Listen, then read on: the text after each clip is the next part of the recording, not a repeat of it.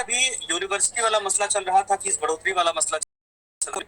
जिस तरीके से उन्होंने आवाज बुलंद की, उसका परिणाम ये हुआ कि आज बाकायदा तरफ से फीस वापसी का अनाउंसमेंट किया गया और उसके बाद उनको भूपेंद्र यादव को थैंक्स बोला गया था खून से लिखे हुए खत कि ऐसा नहीं करना चाहिए। लेकिन अब खबर ये कि 12 तारीख के आसपास भूपेंद्र यादव जो दिल्ली में तमाम जो अभ्यर्थी बैठे हैं कंप्यूटर शिक्षा को लेकर और नियमित करने की मांग को लेकर, उनके साथ भी अब कहा जाए कि वक्त बिताने वाले हैं या अपने आंदोलन को मजबूत करने की तरफ आगे बढ़ने वाले। मेरे साथ कुछ देर में जुड़ेंगे, लेकिन मैं आग्रह करूंगा कि चूंकि आप लोग कल से लगातार जिस तरीके से तस्वीरें आई थी वो वाकई में बड़ी विचलित करने वाली थी। रात भर बारिश में जो कुटिया थी या जो झोपड़ी थी वो एक तरह से उखड़ गई थी, उजड़ गई थी और उसमें भी आप लोगों ने अपने संयम को बनाए रखा।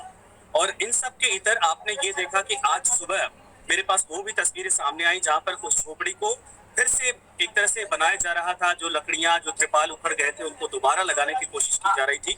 और ये मनोबल दिखाता है कि अपने मांग जो अभ्यर्थी वहां पर बैठे हैं वो बुखार से भी पीड़ित हैं, वो बच्चे खाने पीने से भी परेशान हो रहे हैं, गुरुद्वारे में लंगर से किसी तरीके से उनका दोनों वक्त का गुजारा चल रहा है। और इन सब के बीच में चाहे भीषण गर्मी हो, चाहे भीषण जो बारिश हो, सब झेलना पड़ रहा है। और आप अंदाजा लगाइए कि इन सब के बीच में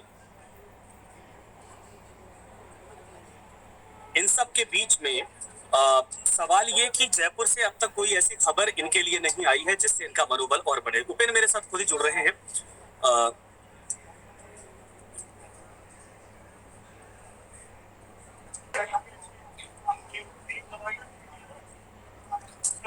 उपेंद्र हमारे साथ जुड़ गए हैं। उपेंद्र यादव जी, स्वागत है आपका। आवाज आ रही है मेरी? बिल्कुल आ रही है, आपका स्वागत है उपेंद्र यादव जी। हाँ जी। सवाल ये है कि जिस तरीके से यहाँ लग रहा है कि आप आएंगे और आपके जरिए इनकी आवाज को बुलंद किया जाएगा, क्योंकि 15-17 दिन हो चुके हैं और अब तक जयपुर में सीएमआर से, सत्ता की गलियारे से, जिम्मेदार अधिकारी या मंत्री की तरफ से न कॉल आई, न इनकी सुध ली गई है। आगे क्या आप लोग करने वाले हैं? क्योंकि ये जो मांग है 17 दिन संघर्ष का मतलब ये है कि क्या लंबे जाने वाली है? अभी आज ही मेरे श्याम को सिंह डोटासरा जी से सीएमओ के बाहर मुलाकात हुई थी। मैंने उनके सामने उनकी पीड़ा रखी कि 17 दिन से बेरोजगार वहां दिल्ली में रुके हुए हैं और परेशान है और दुखी है। उनकी पीड़ा को समझना चाहिए और नियमित भर्ती के आदेश जारी करने चाहिए। उन्होंने कहा कि हम चाह रहे थे कि बाहर के लोग ज्यादा नहीं आए, राजस्थान के अभ्यर्थियों को ज्यादा लाभ मिले, लेकिन लगातार जो आंदोलन चला उनका कहना यह भी था कि हमारे राजस्थान की हो रही है। लेकिन मैंने कहा कि युवा लगातार प्रयास कर रहे थे कि पहली बार भर्ती आ रही है, नियमित तौर पे ये भर्ती की जाए। लेकिन मैं जो दिल्ली में जितने लोग हैं उनको मैं ये कहना चाहूंगा कि आपका भाई 12 तारीख को आपके पास पहुंचेगा। आपकी जीत है, आप दिमाग से ये निकाल देना कि आप हार जाओगे। हारना हमें आता नहीं, जीतना हमारी आदत है और जीत कर आएंगे।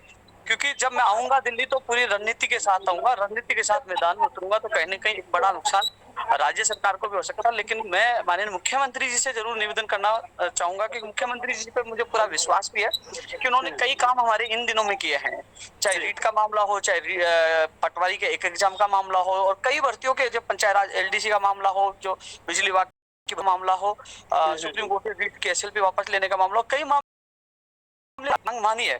तो मुझे पूर्ण विश्वास है, मैंने एक बार नहीं कम से कम मैंने पिछले दिनों में 4 या 5 बार, यानी कि मैं जब भी सीएमओ में किसी डेलीगेशन के साथ जाता हूं तो मैं कंप्यूटर भर्ती का जरूर जिक्र करता हूं, क्योंकि ये अभ्यर्थी किसी राजनीतिक पार्टी या किसी राजनीतिक व्यक्ति से जुड़े हुए नहीं है, ये केवल अपने भविष्य के लिए लड़ रहे हैं। और मैं इनके साथ बिल्कुल देखता हूँ तो मुझे भी अच्छा नहीं लगता, बुरा लगता है, पीड़ा होती है कि आज गर्मी में ये लोग रुके हुए हैं।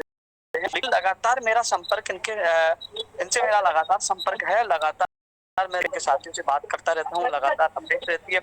जहाँ कहीं वार्ता की बात आती है, जहाँ जैसे सीएमओ के अधिकारियों से बात होती है, तो इनके अभ्यर्थियों को मैं साथ लेता हूँ। उनकी बात मैंने करवाई भी है, इनके जो तथ्यात्मक रिपोर्ट में पहुंचाई है। लेकिन अब कुल माननीय मुख्यमंत्री जी को ही इसका फैसला करना, लेकिन मुझे पूर्ण विश्वास है। और 11 तारीख तक मैं प्रयास कर रहा हूँ, 12 तारीख को मैं कूच कर रहा हूँ। जो मैंने ऐलान किया है 12 तारीख को जाने का, वो पक्का है, मैं पीछे नहीं हटूंगा। 12 तारीख को इनके टेंट में वहीं रहूंगा और मेरे काफी साथी और मेरे साथ जाएंगे। अच्छा, लेकिन जिस तरीके से अभी आपने जैसे कहा, जिक्र किया कि तस्वीरों को लेकर हमें भी बड़ा दुख होता है, ये सच है। क्या किसी ने अब तक सुध ली कि ये बच्चे राजस्थान से आए हैं? अगर ये चिंता है कि राजस्थान की छवि खराब हो रही है, तो इन बच्चों की सुध लेने की भी जिम्मेदारी इन नेताओं की थी। क्या किसी ने सुध ली कि आखिर ये बच्चे रहते कैसे हैं, कहाँ पर रुके हैं, क्या खाने की पीने की व्यवस्था हो रही? कुछ बच्चे बीमार थे, उनको भी किसी तरीके से जयपुर या फिर उनके घरों तक भेजा गया। तो ये जो जिस तरीके से आंदोलन चल रहा है, बड़े संघर्षों के बीच में चल रहा है। देखो, लगातार बेरोजगार है जो सड़कों पे पड़े हुए हैं। आज उनकी क्या मजबूरी है कि वो दिल्ली में रहे? वाजिब इनकी मांग है। पहले दिन से हमने संविदा का विरोध किया था, पहले दिन से हमने मांग की थी कि नियमित तौर पे भर्ती आनी चाहिए। आज भी उस मांग पे अड़े हुए हैं और वाजिब मांग है कि संविदा पर जिस प्रकार संविदा के जो इनके राष्ट्रीय नेता विरोध करते हैं, और यहाँ मेरा मानना कहने के मंत्री के द्वारा सही रिपोर्ट मुख्यमंत्री तक नहीं पहुंचाई। और मुख्यमंत्री जी पे मैं इसलिए विश्वास करता हूं कि मैंने कई काम करवाए, क्योंकि मुख्यमंत्री जी तो कहने की इनकी पीड़ा जाएगी, तो कहने के लोगों को न्याय मिलेगा। और ये भी पता है कि कई चीजें ये होती कि जैसे मैं पॉजिटिव बोल रहा हूँ तो कई लोग कहेंगे कि उपेंद्र यादव तो मुख्यमंत्री जी का पक्ष ले रहा। मैं पक्ष नहीं ले रहा, क्योंकि आज तक जितने मुझे लगा गलत हुआ, सबसे पहले मैंने विरोध किया और दिल्ली भी उपेंद्र जाऊंगा। भाई, इनकी देखिए दुविधा है, चूंकि मेरी बात इन लोगों से हुई थी। आवाज नहीं आ रही आपकी, बताइए। अच्छा, आ गई, अब आ गई। इनका ये कहना है कि एआईसीसी दफ्तर में जो रिस्पांस मिलना चाहिए था वो मिला नहीं है। ऐसे में उम्मीद कैसे है कि जयपुर से इनके लिए अच्छी खबर जल्दी आ जाएगी? जो ये लोग 17 दिन से हुए हैं, जो एआईसी के है, सब जगह गए, लेकिन ये अभी ट्रेलर है। जब मैं दिल्ली पूछूंगा उसके बाद पूरी फिल्म रिलीज होगी और वो हिट भी होगी, वो हिट भी होगी। क्योंकि मैं पूरी तो दिल्ली जब आप आएंगे तो और बड़ी संख्या में लोग आएंगे, जुटेंगे, या फिर आप अकेले आ रहे हैं इनका साथ देने के लिए? संख्या भी आएगी। कोरोना का देखते हुए ज्यादा नहीं संख्या आएगी, लेकिन 100-200 लोग तो आएंगे। लेकिन उसके अलावा प्लानिंग भी होगी कि हमें किसको घेरना है, किसी की गाड़ी के पीछे गाड़ी लगानी है, कहाँ जाना है, क्या करना है, सारी चीजें पूरी पूरी रहती है। उससे पहले ऐसा तो नहीं कि ये संकेत है कि एआईसीसी दफ्तर भी आप जाएंगे?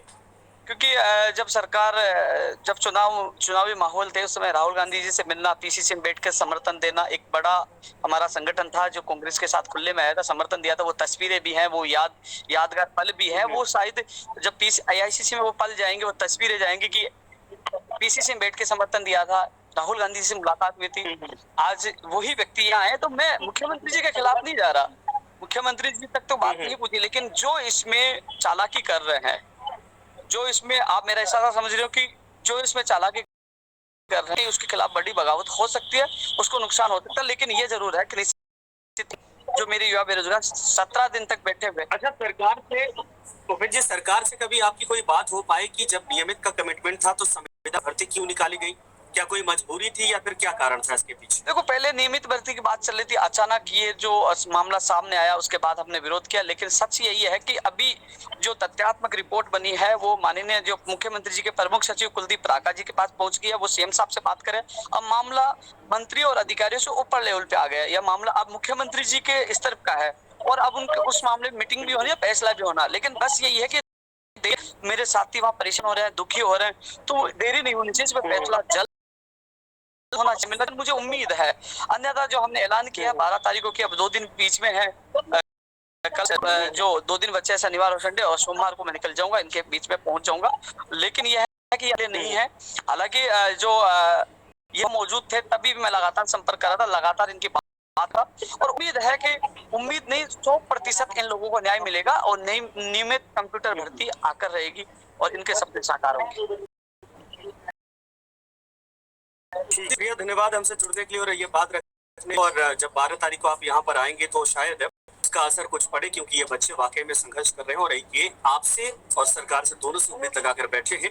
उम्मीद है कि बहुत जल्द इनकी समस्याओं, इनकी मांगों का समाधान सरकार हल जरूर निकाल जाएगी। शुक्रिया हमसे जुड़ने के लिए, धन्यवाद आपका। और बहुत सारे लोग मुझे इस वक्त देख भी रहे हैं, तो मैं सबसे आग्रह करूंगा कि आप लोग इसको साझा करिएगा और बड़े पैमाने पर साझा करिए, क्योंकि तमाम उन बच्चों की जो आवाज है, या उन बच्चों, उन अभ्यर्थियों के लिए जो उम्मीद की आस है, वो फिलहाल दूर तक जाए, उनको भी पता चले कि आखिर आने वाले वक्त में क्या सरकार कर सकती है और क्या आप लोगों की प्लानिंग है और किस तरीके से इसका समाधान निकालने की कोशिश की जाएगी। लेकिन जो सड़कों पर, जो रोड पर, जो झोपड़ी में रहकर, जो गुरुद्वारा का लंगर खाकर, जो एक तरह से 42-45 डिग्री सेल्सियस के टेम्परेचर में भी दिल्ली में झुलसाती गर्मी के बीच में ये बैठे हैं, ये संघर्ष के साथ साथ आप कह सकते हैं कि अपनी जिंदगी, अपने घर परिवार की जिंदगी, अपनी इज्जत और घर परिवार की खुशियों के लिए एक तरह से इनका तप है, तपस्या भी है। शुक्रिया आप सभी का, धन्यवाद। मैं चाहूंगा इसको साझा करिए और मैं सबके कमेंट्स पढ़ के बाद में जरूर आप लोगों को इसको जो है कि मैं साझा करूंगा, इसका कमेंट्स रिप्लाई करूंगा। लेकिन मैं फिलहाल 9 बजे मुझे स्टूडियो में जाना है और आपको तमाम खबरों को लेकर मैं आता हूँ सी राजस्थान पर, तो वहां पर भी आप लोगों से मुलाकात होगी। लेकिन इसको साझा आप जरूर करिए, शेयर करिए। शुक्रिया।